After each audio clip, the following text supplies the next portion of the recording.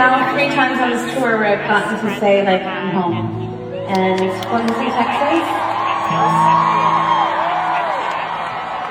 That obviously shaped a big part of who I am. My childhood being there. I got to say it in LA.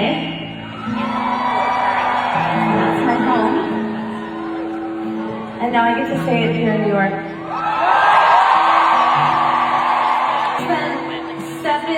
Okay, I'm gonna say this the right way so you guys don't think I'm a big old faker.